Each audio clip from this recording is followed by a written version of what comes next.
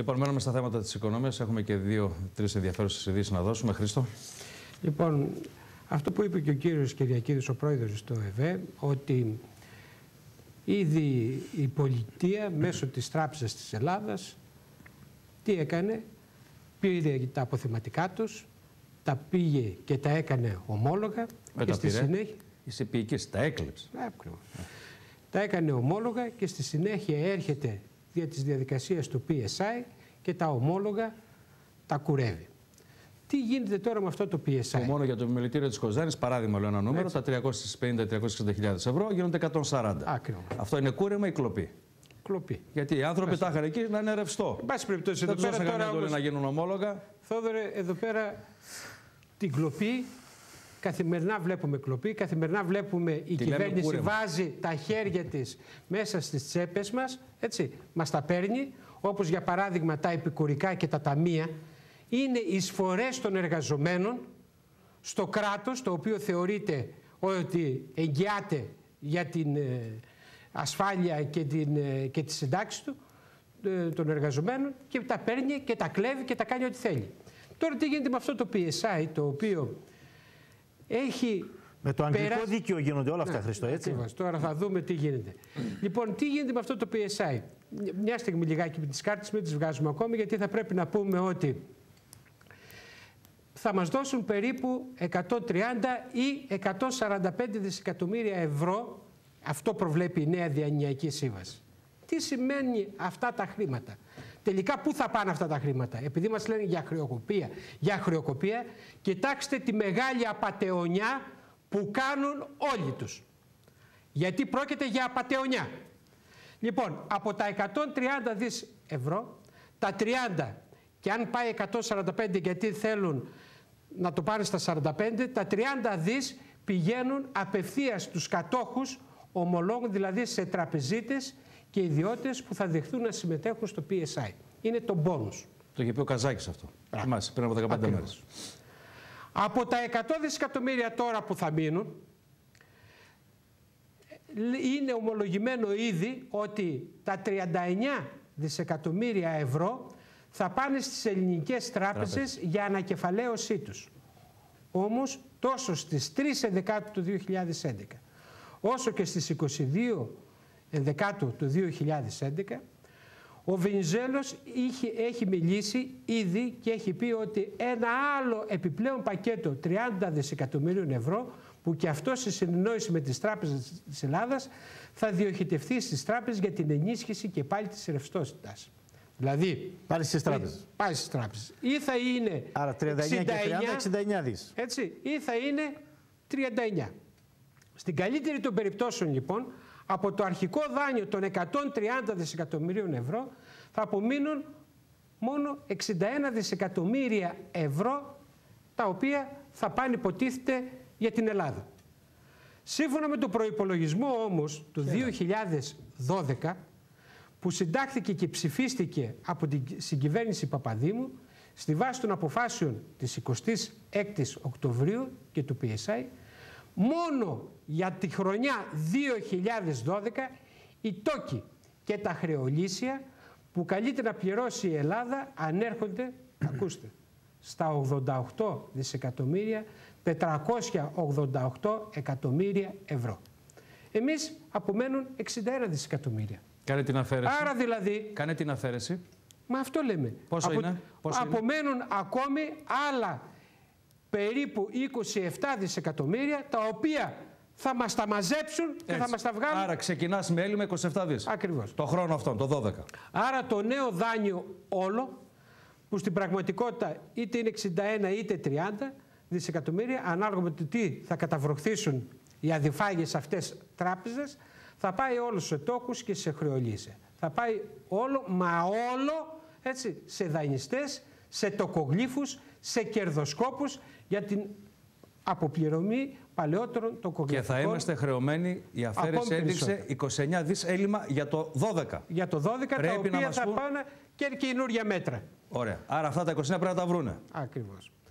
Τώρα για να δούμε τι κρύβεται πίσω από αυτό το PSI. Γιατί όλα τα συμφωνήσανε και το καθοριστικότερο τι είναι?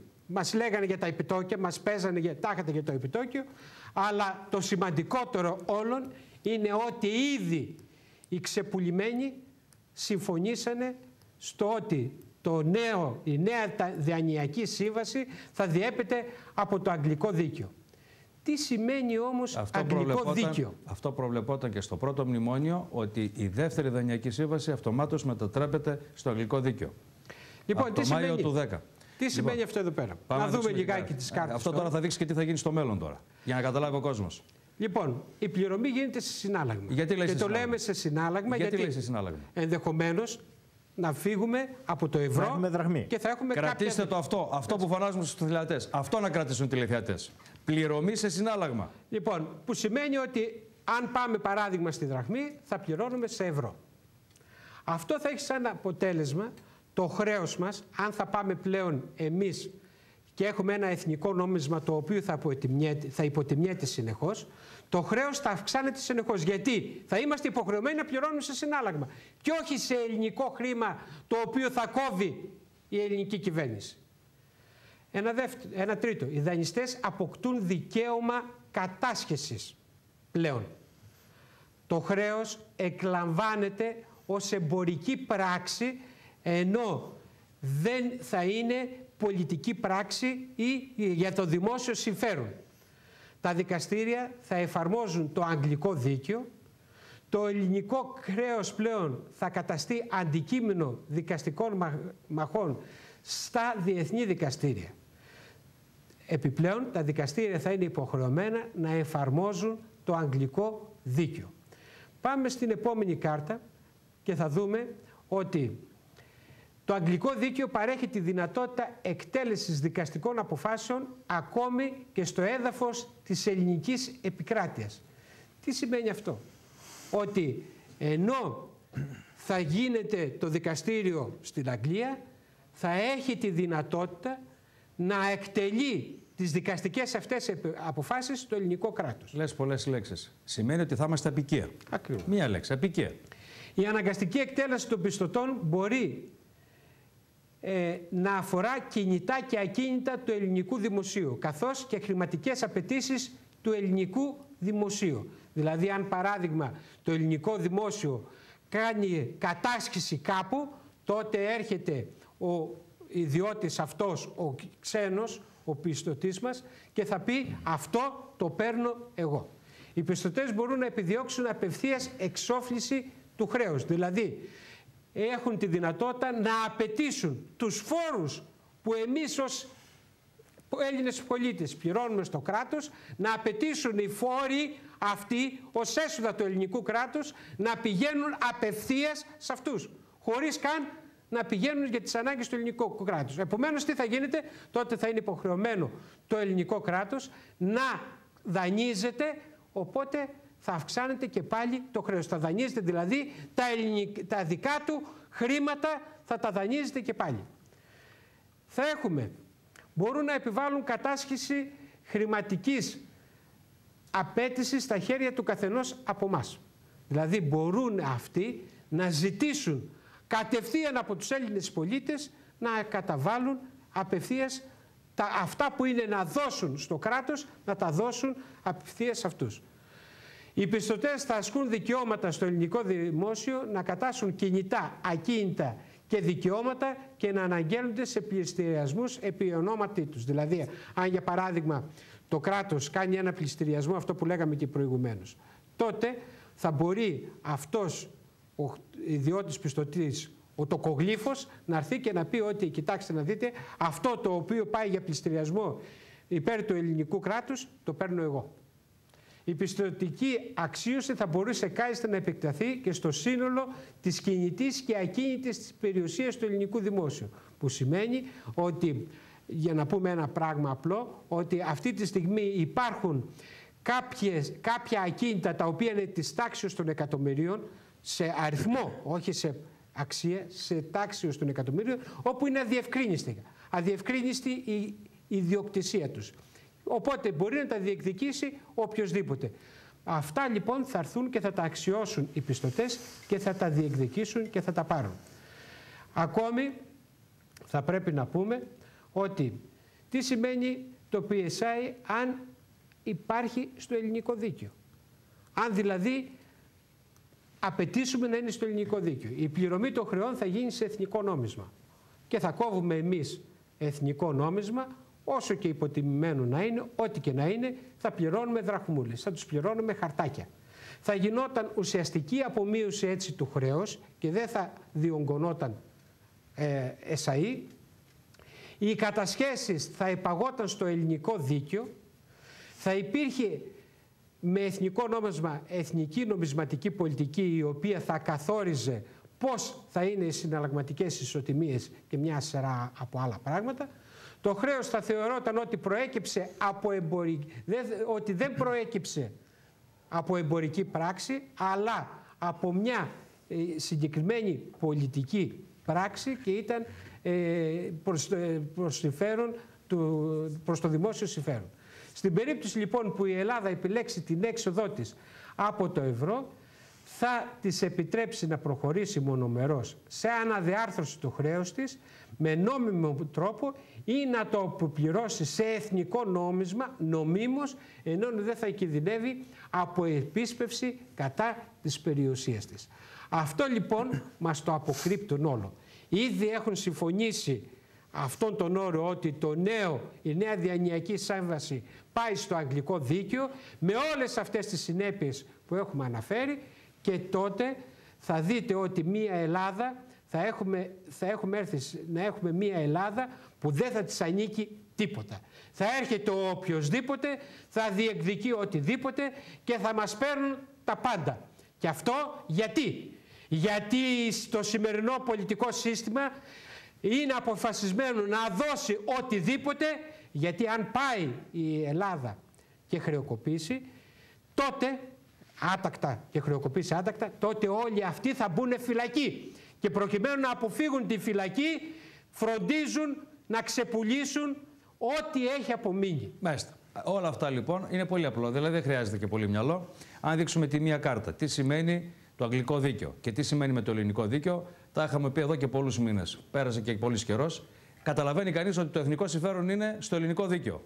Προσφεύγω στην ελληνική δικαιοσύνη και ρυθμίζω όλα τα θέματα μου. Το αγγλικό δίκαιο περιέγραψε εύστοχα το τι περιλαμβάνει και πόσο σκληρό είναι. Κάτι το οποίο πρέπει να τονίσουμε, Χρήστο. Εάν έρθουν οι δανειστές μας, λέμε για τις απαιτήσεις τους από το ελληνικό δημόσιο.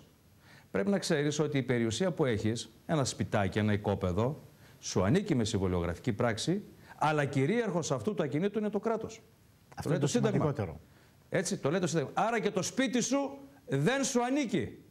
Εάν δεν φτάνουν να πληρωθούν οι πιστωτές από τα χρήματα της ελληνικής περιουσίας, του δημοσίου δηλαδή της περιουσίας, θα προχωρήσουν σε κατασχέσεις από όπου αυτοί νομίζουν και θέλουν ακόμη και της ιδιωτικής περιουσίας. Δηλαδή, εν ολίγης, δεν θα μας φτάνουν ούτε τα οικόπεδα που έχουμε και τα σπίτια μας για να τους ξεπληρώσουμε. Διότι είχε βγει μια μελέτη, δεν θυμάμαι τώρα, δεν έχω συγκρατήσει το όνομα, το είχαμε δείξει, από την κτηματική υπηρεσία, που λέει αν ενώσουμε όλα τα στρέμματα της χώρας, όλα, να τα βάλουμε μία τιμή, λέει, θέλουμε 2 και 3 χώρες για να ξεχρεώσουμε με την αντικειμενική αξία των ακινήτων και των εκτάσεων.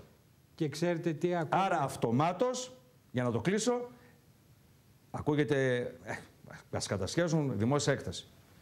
Ξαναλέω, δεν φτάνει η δημόσια έκταση. 2 φορές χρειάζεται όλη η έκταση της Ελλάδος για να αποπληρώσουμε το χρέος βάσει των αντικειμενικών αξιών. Ο καθένας μπορεί να πάρει και να βγάλει τα συμπεράσματά του. Αυτό το οποίο γίνεται και θα γίνει είναι ότι θα έχουν οι δανειστές μας δικαιώματα και πάνω στις λίμνες, τα ποτάμια και τις θάλασσες και οτιδήποτε υπάρχει. Αυτό είναι αυτό το κυριότερο σημείο. Ακριβώς, συνέβη και στη Χιλή. Στη Χιλή λοιπόν αγοράσανε ιδιωτικές εταιρείες οι οποίες ασχολούνται με τα μεταλλεύματα, αγοράσανε ολόκληρα ποτάμια. Με αποτέλεσμα να χρησιμοποιείται το νερό των ποταμών για να πλένουν τα μεταλλεύματά τους και να μην έχει ο κόσμος να πιει νερό. Να πεθαίνει της δίψας ο κόσμος. Αυτό, εκεί πάνε να μας οδηγήσουν. Αυτό θέλουν να κάνουν, να πουλήσουν αυτό το οποίο έγινε με τη Βονή Βατοπεδίο και με την Λιμνοθάλασσα που αλλάξανε και τα λοιπά. Αυτά είναι τίποτα μπροστά σε αυτό το οποίο ακολουθεί. Γιατί θα τα πάρουν όλα τα ποτάμια, θα πάρουν όλες τις λίμνες και δεν θα μας αφήσουν τίποτα. Ο καθένας θα λέει αυτό το νερό μου ανήκει, κλείνω τη στρόφιγγα και δεν σε πληρώνω και δεν σου δίνουν να πιεις νερό. Θα καταντήσουμε σε τέτοιες καταστάσεις. Συνέβη και δεν είναι σενάρια φαντασίας, έτσι, και αρρωστημένων ανθρώπων. Είναι υπαρκτά φαινόμενα τα οποία συνέβηκαν στην Χιλή από αυτούς τους ανθρώπους που έρχονται σήμερα να εφαρμόσουν τις πολιτικές τους στην Ελλάδα. Το κάνανε χθες στη Χιλή και έρχονται αχόρταγοι να το εφαρμόσουν και στην Ελλάδα. Σε μια Ελλάδα που έχει πάρα πολλά επιφανειακά έδατα, εκ των οποίων το 65% είναι στη Δυτική Μακεδονία. Έτσι. Μια φράση, Θόδωρε, μόνο. Νομίζω από το όλο καλά μελετημένο σκεπτικό που εξέθεσε ο Χρήστος στις 3 κάρτες του, αυτό που χρειάζεται ιδιαίτερη μνήα για να το κατανοήσουν και οι ακροατές μας είναι η διαφοροποίηση ακριβώς αυτή του ελληνικού, του εθνικού δικαίου, το οποίο ναι μεν καλύπτεται από το ευρωπαϊκό δίκαιο, αλλά και το ευρωπαϊκό δίκαιο έχει τα κενά ως προς το ζήτημα της κατάσχεσης των εθνικών γεών και ιδιοκτησιών, που μπαίνει ζήτημα εθνικής κυριαρχίας πλέον. Αυτό είναι το κυριότερο σημείο, συγγνώμη. Πάνω από το ευρωπαϊκό και το εθνικό δίκαιο υπάρχει το διεθνές δίκαιο. Το οποίο είναι επηρεασμένο. Αν προσφύγουμε, δεν υπάρχει περίπτωση να μας πάρουν ούτε τόσο. Δεν είναι ούτε έτσι. τόσο. Δεν είναι έτσι, Θοδωρέ. Θα σου πω γιατί. Το διεθνές δίκαιο είναι επηρεασμένο κατά γράμμα από το αγγλικό δίκαιο, το οποίο κατάφεραν οι Αγγλοαμερικάνοι να το διοχετεύσουν μέσω του από την εποχή ακόμα του Πρώτου Παγκοσμίου Πολέμου. Δικαιώθηκε ο Ισημερινός, το Σαλβαδόρ. Δικαιώθηκε με την προσφυγή που έκανε στο διεθνές δίκαιο. Διότι πάνω απ' όλα είναι η κατασχέθηκαν όμως εθνικές γέες. Μα δεν έχουμε καταπάσει των ανθρωπίνων δικαιωμάτων, ωραία αγάπη. Η Καραμπινάτη περίπτωση. Εκτιμώ λοιπόν ο ελληνικός λαός αυτό πρέπει να ξέρει. Ότι αυτά όλα όμως, το ξαναλέμε, για να αποτραπούνε, όποια τα υπογράψουν. Θέλει αλλαγή πολιτικής ηγεσίας. Για να μην ισχύουν, πρέπει αυτοί που θα τα υπογράψουν να πάνε για εσχάτη προδοσία. Τότε δεν υπάρχει κανένα αγγλικό δίκαιο, δεν υπάρχει τίποτε από όλα αυτά που δρομολογούν. Δυστυχώς ή ευτυχώς έτσι είναι. Θα πρέπει όμως αυτό, για να γίνει θα πρέπει να κηρυχθεί το χρέος επαχθές. Και τότε μόνο μπορούν να ηγερθούν, να μπούμε σε τέτοιες διαδικασίες. Αυτό είναι εύκολο, Χρήστο. Μπορεί οποιαδήποτε επόμενη κυβέρνηση μετά την κατάντια να το κηρύξει επαχθές. Λοιπόν, ήδη στη Βουλή, να έχουν τη βούληση στη Βουλή υπάρχει η μηνυτήρια αναφορά που κατάθεσε ο κύριος Δημήτρη ο γιατρός, όταν τον φιλοξενήσαμε στην εκπομπή. Και έγινε αποδεκτή από τον Άριο Πάγο. Και διαβιβάστηκε στη Βουλή ότι υπάρχουν ενδείξεις περί εσχάτης προδοσίας. Και υπάρχει ενδεχόμενο. Τώρα πρέπει να βρεθεί μια κυβέρνηση που αυτό το θέμα θα το ανακαινήσει. Και ξέρεις, δεν παραγράφεται αυτό. Το αδίκημα, η μηνυτήρια αναφορά περί εσχάτης προδοσίας δεν παραγράφεται. Υπάρχει ενδεχόμενο να ψηφιστεί από την Ελληνική Βουλή κάτι τέτοιο, Θόδωρα? Αν το αποφασίσει ο ελληνικός λαός και να δείξει μια κυβέρνηση, ξέρω εγώ. Λοιπόν, αυτά. Καλό βράδυ. Ευχαριστώ θερμά και τους δύο. Να είστε καλά, καλό βράδυ.